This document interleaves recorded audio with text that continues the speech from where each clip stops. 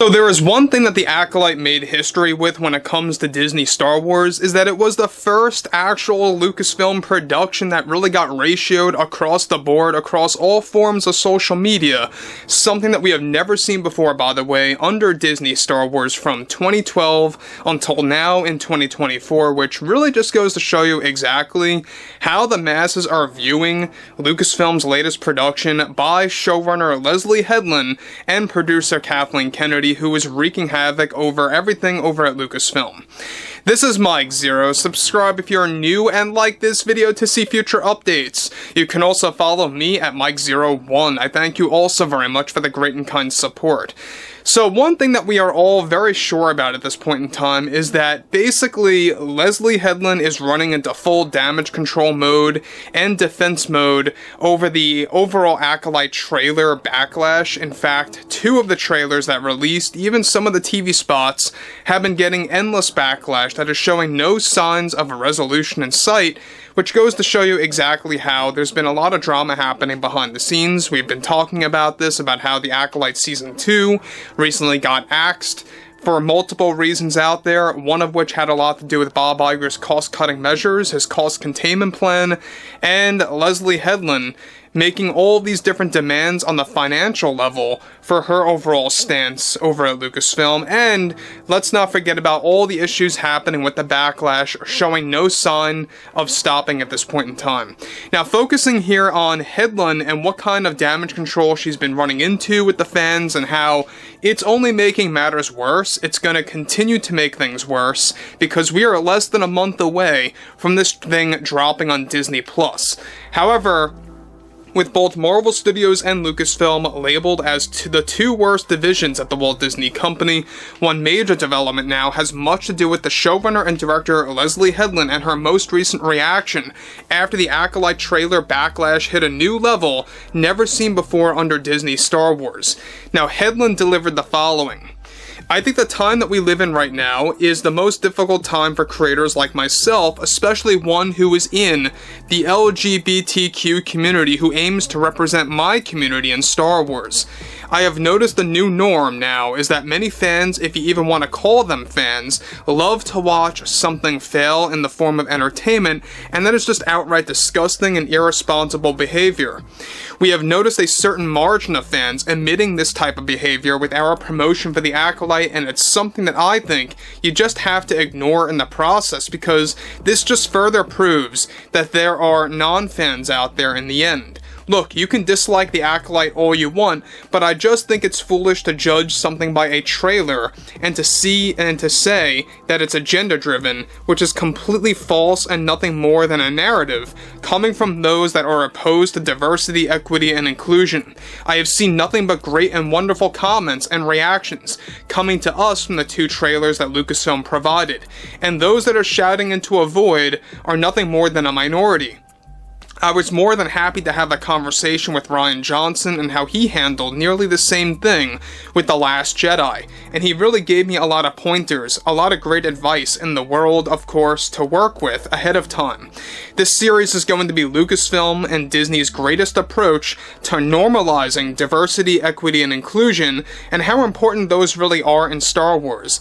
That was my focus, and that was Kathleen's focus too, and if fans have a problem with that, well, then they are just going to have to deal with it, because this is something that Kathy wants to keep on supporting with future projects that are in the pipeline. We both thought it was very important to essentially change and later, of course, alter George's vision to provide something fresh and new, and how we could change the nature of the Force and the concept of good and evil, light side and dark side, you know?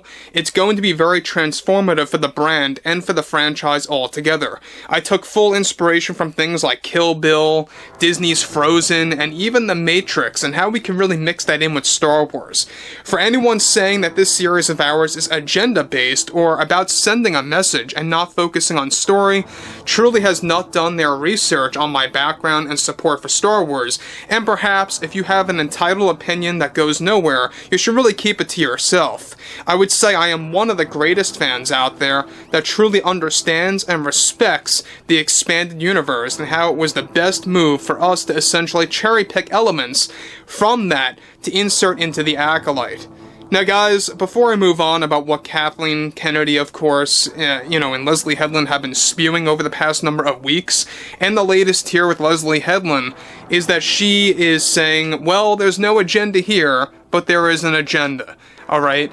The whole DEI is an agenda in and of itself. I don't care what anyone says.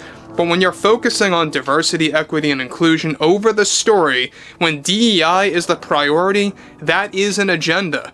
Now look, at the same exact time, if you have a scenario where you are writing and directing a story organically and naturally, and in the process DEI comes along, where it's naturally shoehorned in there, at the same exact time, then so be it. Then it could work. It could work out fine if it just comes along in a natural sense. But if you're focusing on DEI as a priority, just for the sake of doing so, that's exactly when a project is destined and pretty much, destined to fail at that point in time, especially when it comes to Lucasfilm's track record, when it comes to Disney's track record with Star Wars, with everything Marvel, etc., and how really this has caused a lot of fans to just wake up and realize what's been going on over at the Walt Disney Company.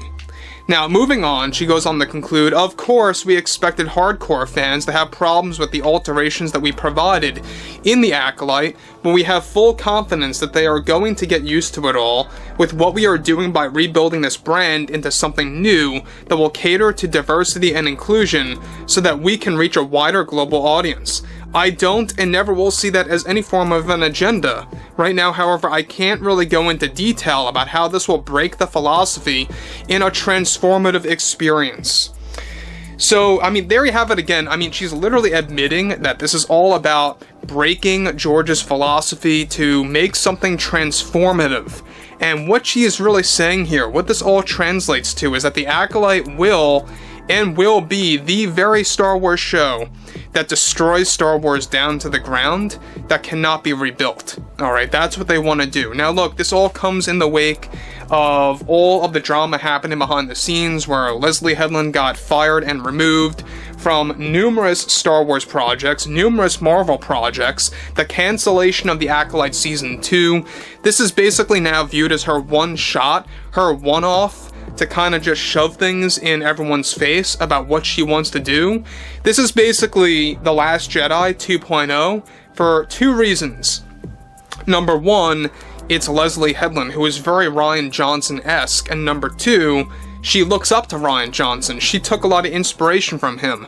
This is exactly why I keep labeling this as the Acolyte or The Last Jedi 2.0, whatever have you, and why it's going to fail miserably on June 4th with that 2-episode premiere. Yes, by the way, guys, there is going to be a 2-episode premiere, pretty much shaving it down to 6 episodes after the first day. So it's going to last over a month of endless, of course, damage control, endless defense mode by Lucasfilm. So overall, guys, I would love to hear what you all have to say about this below in the comments, and if you guys did enjoy the content for today, make sure to drop a thumbs up on this video to support the channel, and I will catch you guys later.